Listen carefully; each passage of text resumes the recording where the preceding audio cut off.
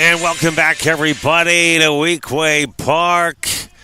Or welcome if you're just joining us. It's game 2 of our doubleheader here. Rutgers taking on the Kean Cougars. It was all Kean in game 1. And ladies and gentlemen, it's all come down to this. Rutgers Newark in a must-win situation on the hill for the Scarlet Raiders. It's the 5-0 Vince Taylor. And if Rutgers wins, it looks like they will slide into the 6th spot in the New Jersey Athletic Conference. Right now, Ramapo and Stockton are at the bottom of the 9th inning. Ramapo has to win in order for Rutgers to get into the 6th spot. It's the leadoff hitter, Messino, for the Cougars in the box.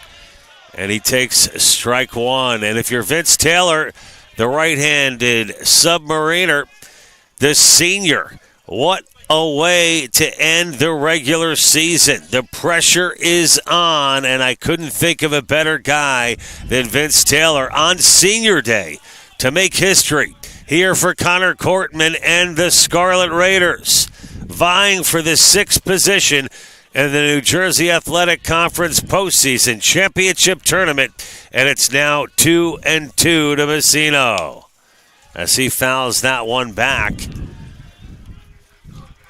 Love the intensity from Vince Taylor, such a great individual. And hearing lots of chatter from both the Cougars and the Scarlet Raiders dugouts, respectively. For Kean, the number 1 seed, this game clearly does not have anything like the pressure it has for the Scarlet Raiders as Messino grounds out for the first down of the inning. The starters will stay intact for the Cougars with the exception of Teixeira. And Dylan Falk will get the nod in the 8th spot today, but it's the number 2 batter, Kyle Adorno, for the Cougars, who takes high, ball 1.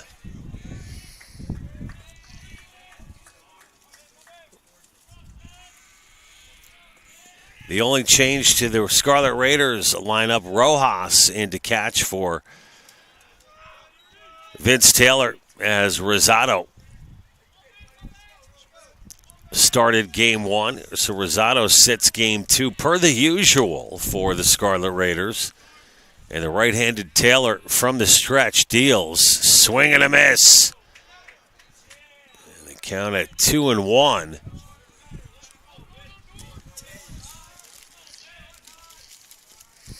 So if you're a player, you got to love to be in this position for Rutgers Newark. And the grounder to Weinbell. Oh, he bobbles it. A rare miscue for Michael Weinbell. He took his eyes off the ball for just a moment in the transition to the throw.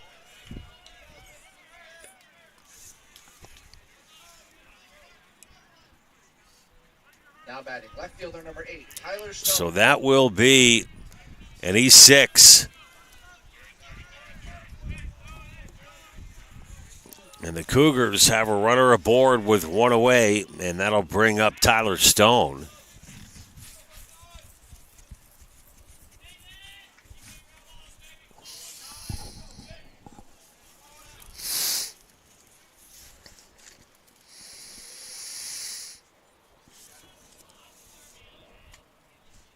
Stone fouls that one away. Adorno, the runner at first.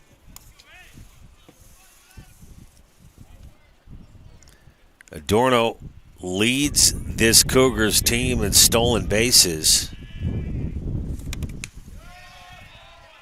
as he approaches the 30 stolen base mark. Stone now in the hole at 0-2 with 1 away. Taylor checks the runner. And the pitch high. Okay, so Ramapo, it's official, has defeated Stockton 12-9. So what does that mean for Rutgers Newark and Rutgers Newark fans? Rutgers Newark wins this game, and they're in. But it's a tall task. If you're just joining us, the Cougars 33-6 on the season, 16-1 in conference play, and currently ranked 6th in the country.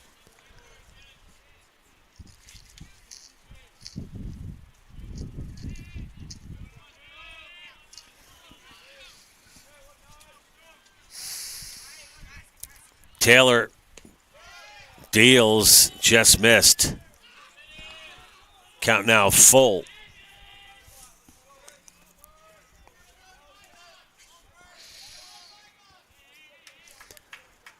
Adorno at second.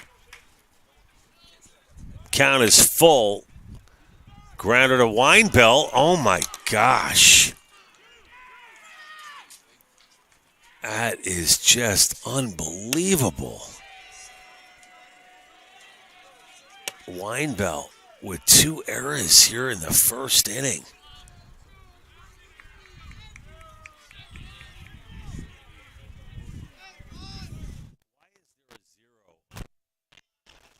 Scoreboard. Why is there a 0? What?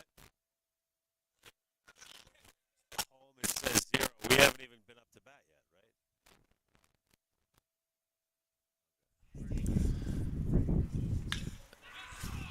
And that's a long fly ball to left field. It's off the wall. 1 run scores. And it's going to be an RBI double for C.J. Tomilavich, who had a big home run in Game 1, and not the kind of start Rutgers was looking for. Mike Weinbell has been so reliable all season long at the shortstop position.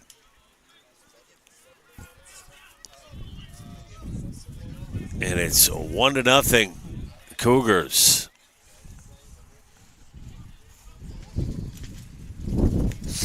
Swing and a miss.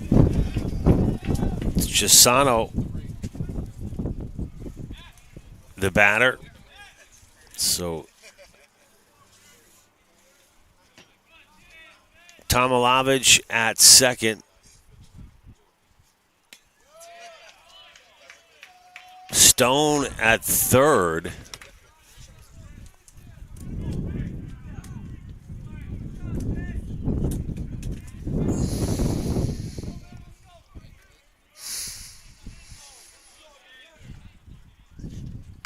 And that's fouled away as Chisano stays alive.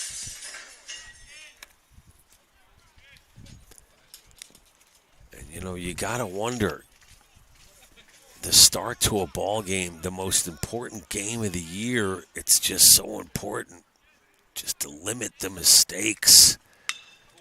And the comebacker to Taylor, he's got Ordano on a rundown and tagged out on the play. Great execution by Rutgers as they bounce back defensively. It was, Tyler Stone caught in that rundown.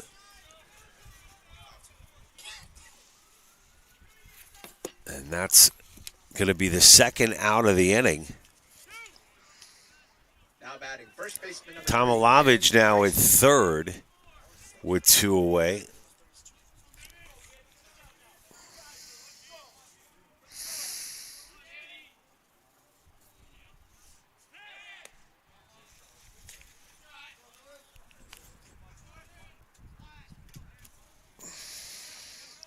Chisano at second. Tomilavich at third. 2 away. And it's Riceley, the lefty, who takes a strike.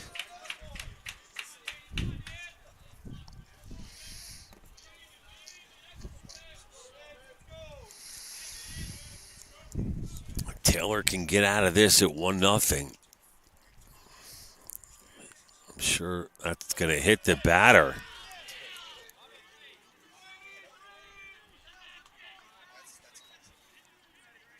And, that's the righty pitcher. That might be intentional, Alex. They're discussing it right now. They're saying that Riceley may not have gotten out of the way or made an attempt at getting out of the way. But no, after the discussion, Riceley takes his base. So the base is loaded now for Kean here in the top of the first, and that'll bring up Brett Hilsheimer. Now batting, third baseman number 2, Brett Hilsheimer. Hilsheimer out of Holmdel, New Jersey.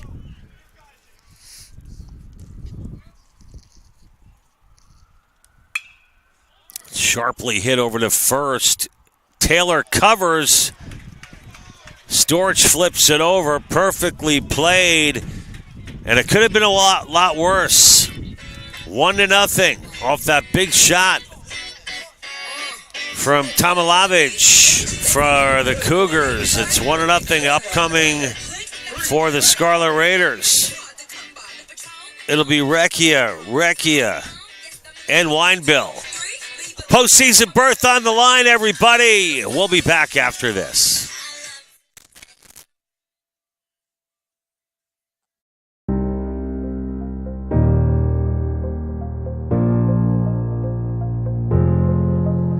Welcome to Rutgers University Newark, home of the Scarlet Raiders. Our first stop is the Paul Robeson Campus Center. The Paul Robeson Campus Center is the heart of student life through its many student organizations and boards, venues for performances and conferences. Bradley Hall is the home of 2 academic departments, arts, media and culture, and urban education. Smith Hall is one of the technology and learning spaces on campus and features state-of-the-art equipment. It's also home to the mathematics department.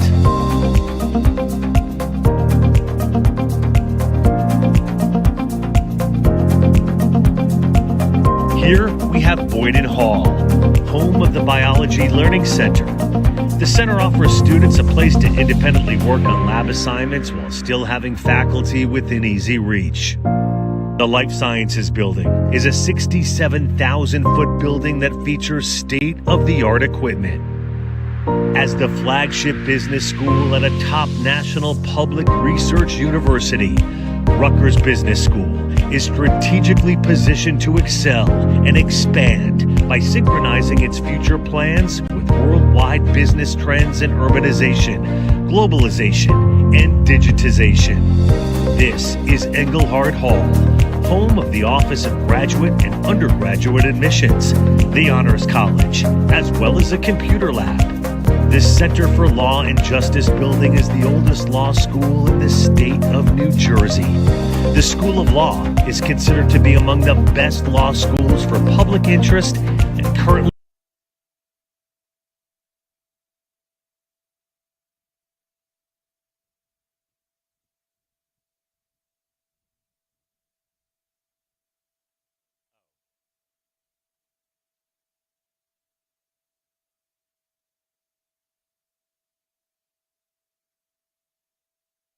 Bottom of the first inning, Recchia, the batter.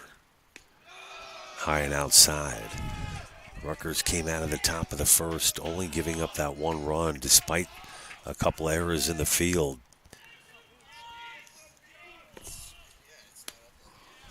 And that's in there for a strike. Starting on the hill for the Cougars is Connor Ramsey, 6'3" sophomore, 170 pounds out of Mount Olive.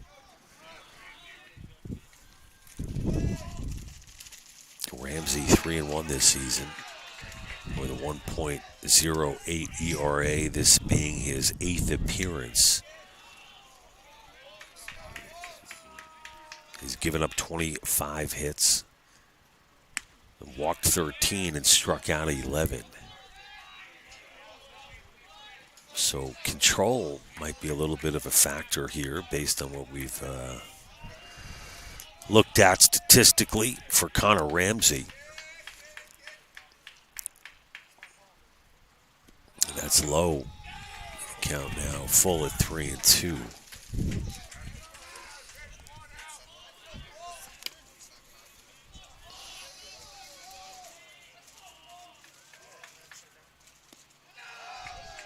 And Recchia walks. For Ramsey, that's his 14th walk of the year in just 25 innings. And that'll bring up Eric Recchia.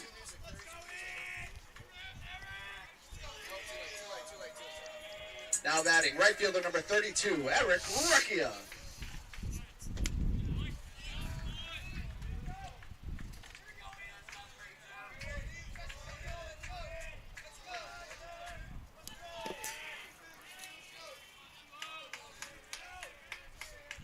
And the pitch. Low for the ball.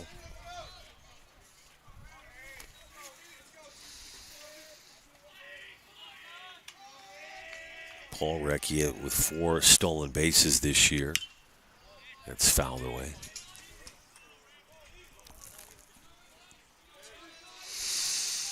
A 1-2 now to Eric Recchia here in the bottom of the first. Must-win game for Rutgers if they want to qualify in that 6th spot in the New Jersey Athletic Conference.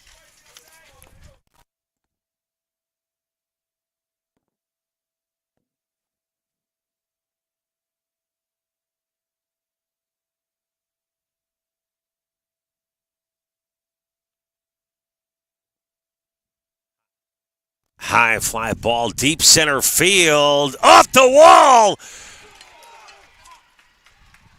A stand-up double for Eric Recchia, and the Scarlet Raiders are in business with runners on second and third.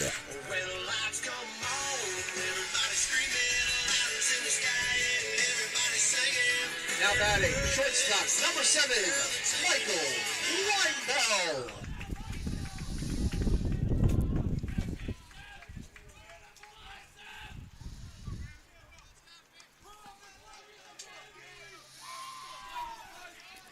That'll bring up Weinbell, and Weinbell in a huge spot here with no outs and runners at second and third. And look, we all make mistakes, but knowing the pride that Weinbell has, he's going to be chomping at the bit after a shaky start in the field for Weinbell. And it's 2-0. As Ramsey gets behind here on Weinbell.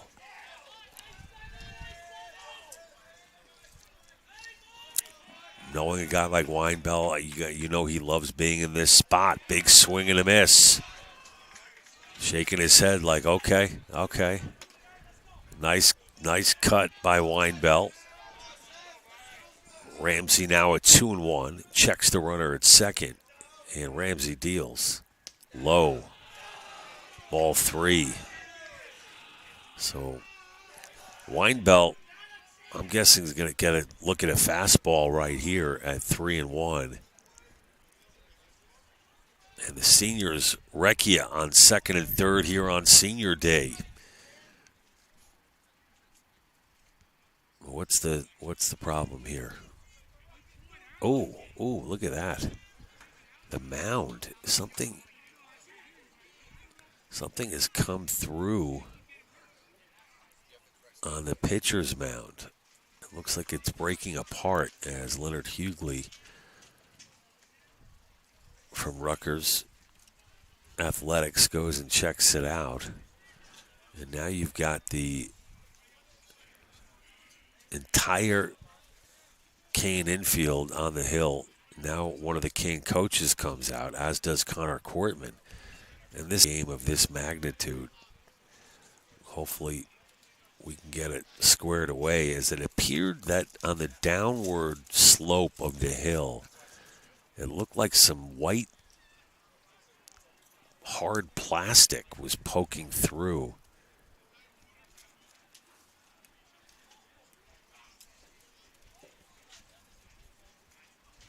And it's causing problems for Connor Ramsey. Now this thing is fully exposed. The best way I could put it is it's like a sheet, a synthetic sheet that appears to have come loose.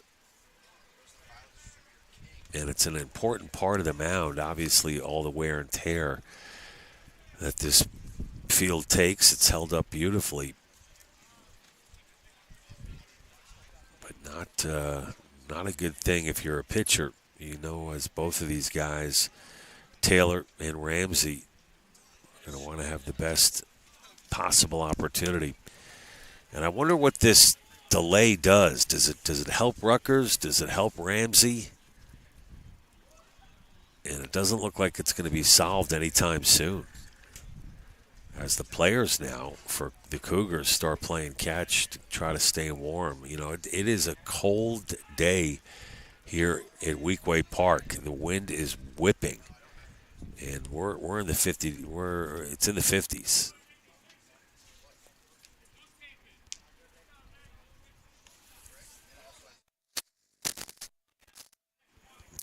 I just hate to see any kind of delay in a game of this magnitude.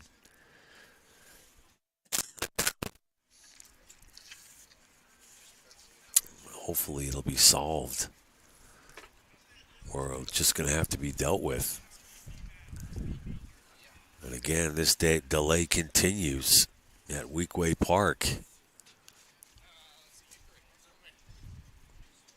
It just boggles the mind, though, at the last game of the year, the most important game of the year for Rutgers.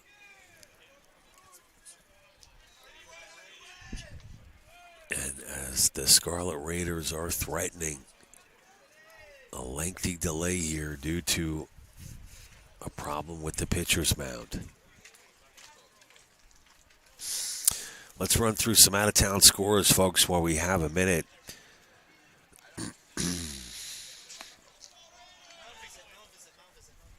And now Ramsey is warming up in front of the pitcher's mound.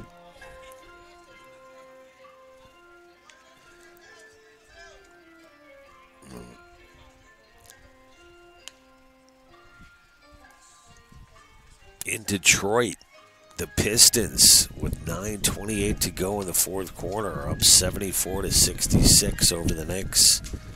Knicks lead that series 2-1.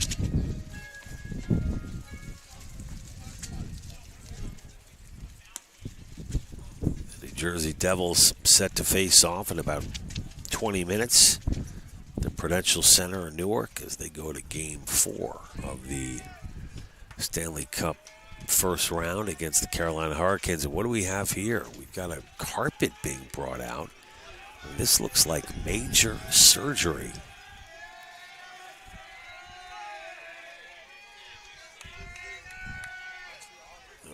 Just it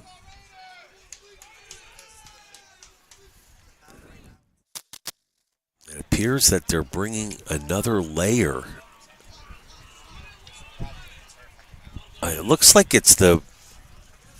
Hey, how would you best describe what that is? Is that from the bullpen? Yeah, it's like a artificial mound. Oh man, I mean, I don't know what to say. Because half of it covers the lower part of the mound is exposed. So you're going to be going from one surface to the next, depending on how far you extend your lead leg. In this case, it would be Connor Ramsey's left leg.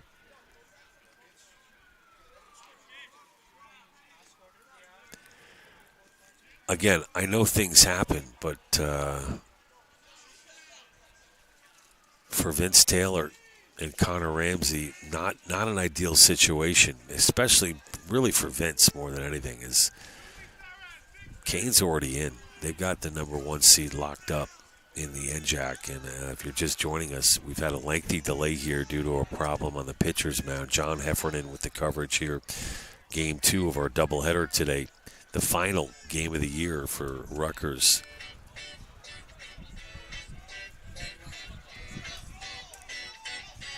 And now you got to wonder, are these umpires going to even let these guys play? And the Kean coach is saying, look, maybe it's too dangerous. Maybe I don't want my guys playing on this.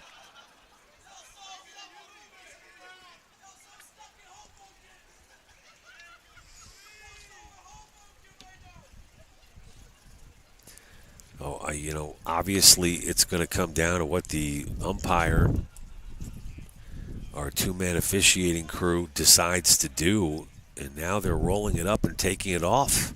I mean, honestly, I've never seen anything like this, ever. Little League, Pony League, Babe Ruth, high school, college. I've never seen it. So, obviously, there's always a first.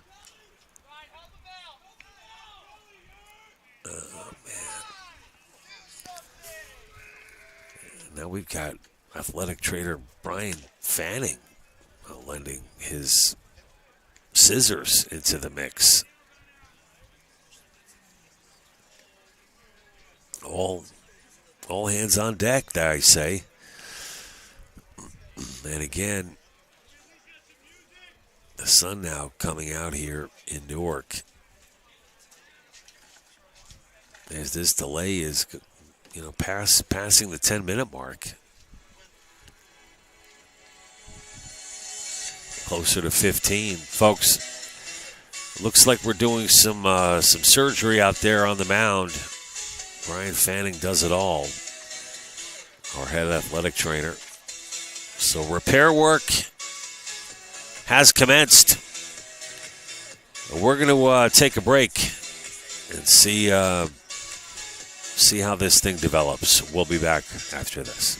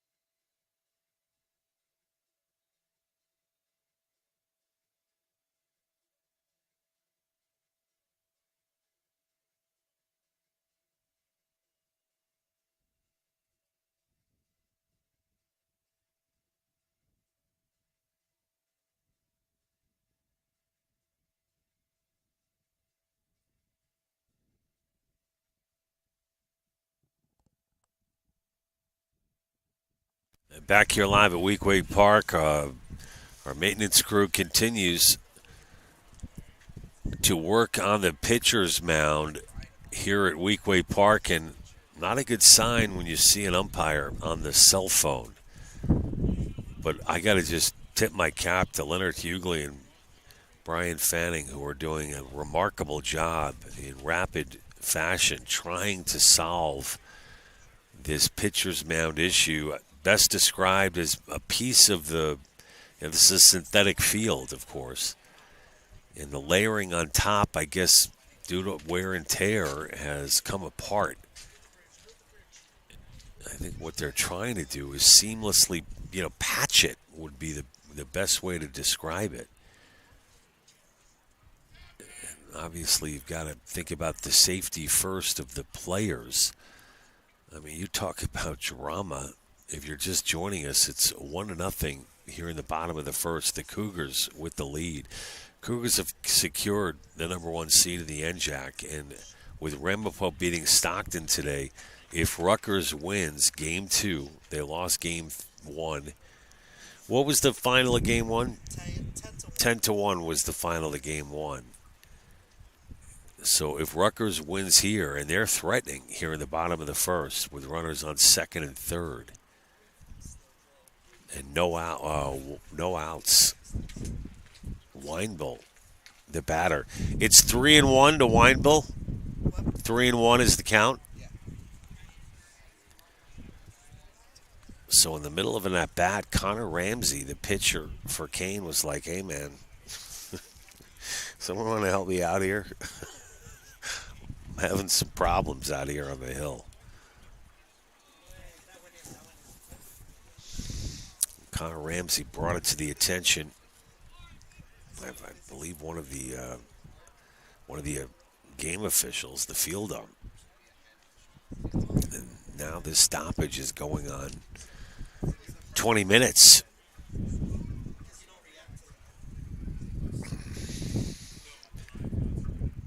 I can't speak to the infrastructure or the rules policy within the New Jersey Athletic Conference.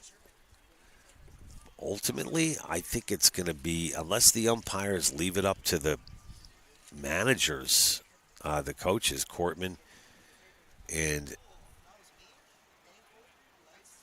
Iavero. If you're Connor, man, you want to play. Oh, boy. I just feel so bad for the kids. They've absolutely played their hearts out this season, and it's all come down to the final game. And you just wish that the players could decide it on their own accord. Win it fairly on the field and qualify for the NJACs for the first time in the Connor Cortman regime. And they are close to breaking through here in the bottom of the first. So the conversation continues with Iavero and Cortman and both umpires, the field ump and the home plate umpire, and testing it out now with his foot is Connor Ramsey. Ramsey at 6'3" is a tall, lanky pitcher, a righty. That lead foot is right on the patch job. He seems to be okay. Doesn't seem to be any movement underneath there. It does look like it's a little bit lower, underneath the top layer. And they're calling the guys off the field. Oh, no. The umpire just sent both teams off the field. I think they're going to call the game. I think they're going to call the game, folks. Which means, I don't know what.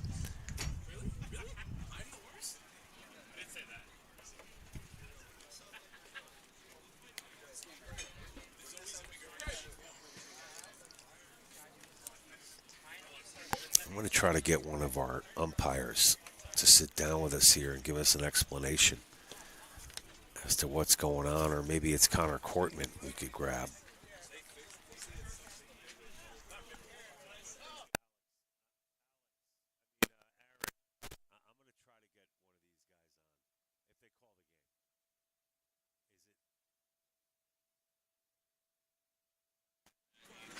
So the conversation continues. The delay continues. The drama continues.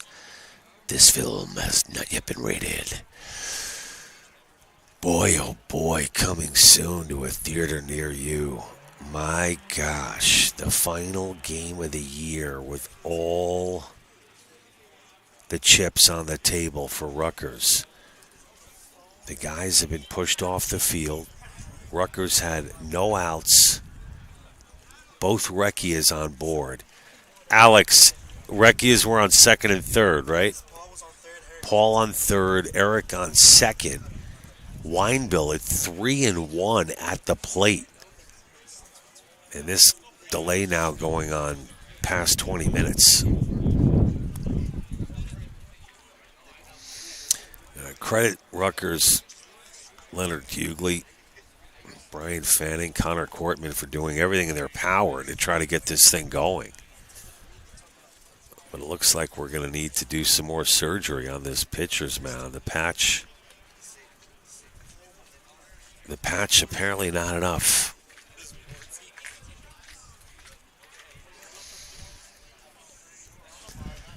The conversation continues. Leonard Hughley now on the phone. Maybe calling 1-800-CARPET. I don't know.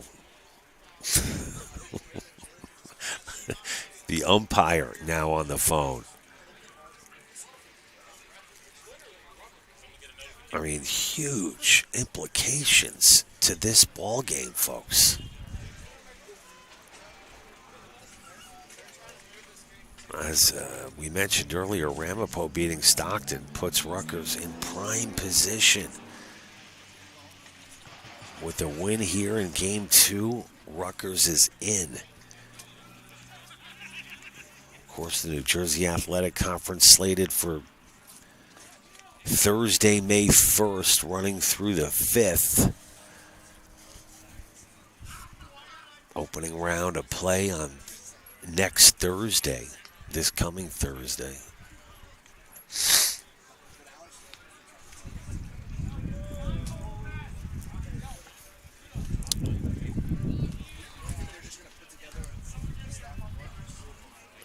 So, folks, we're still waiting for an official call on this game.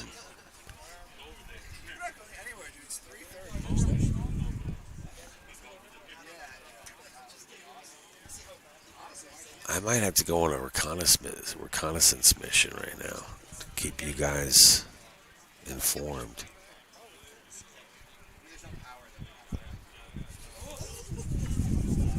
Aaron, what happened? Moving it to Kean? When? Oh, right. You mean today? They're just seeing that's an option. What about this field over here? That's what we're saying. It's in the same regulation. Because there's another field here at Weekway.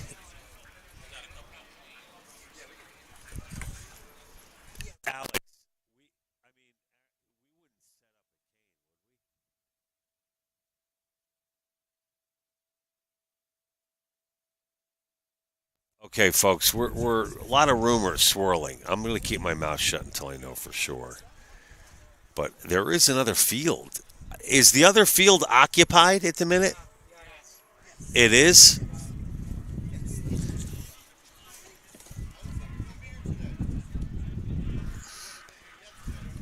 Mr. King, I might have to get you. I might have to get your take. I didn't. I'm not a weatherman. I don't have a meteorology degree. But I'm glad you mentioned it because, after all, not my last broadcast. It would be, and depending on what happens here, we may have another one. Talking to Matthew King's father, Standout pitcher for the Scarlet Raiders. This is crazy. Oh my gosh. Where's Mark Griffin? I think Mark's got some track and field responsibilities this weekend down in Philadelphia. Hey, speaking of Philadelphia, Eagles making a trip to the White House tomorrow. The Super Bowl champion Philadelphia Eagles.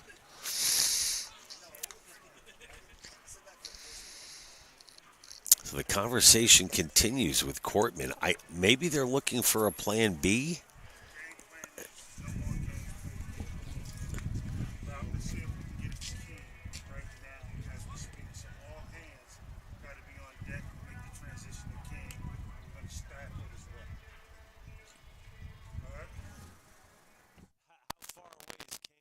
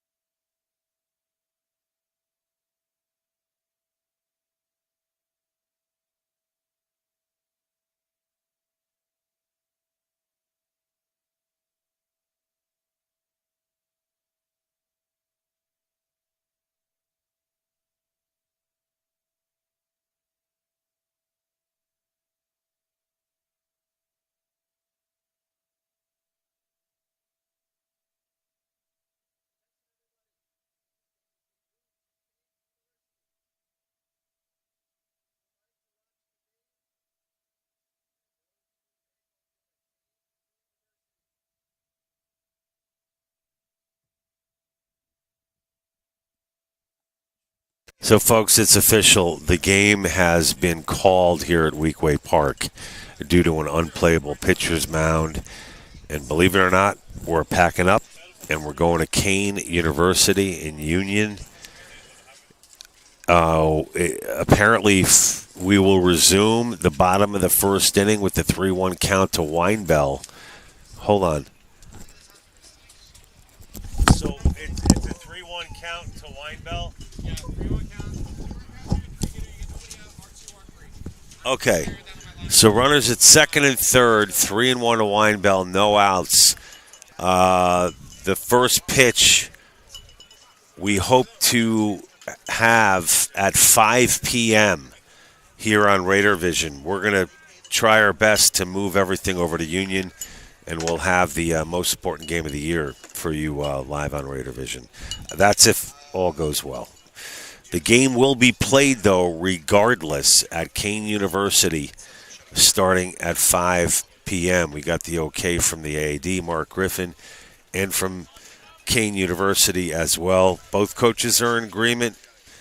Both teams are in agreement. And the umpires are in agreement. So that's going to do it here from Weequahic Park. We hope to see you back here on Raider Vision at 5 o'clock live from Kean University. Gotta take the chairs down.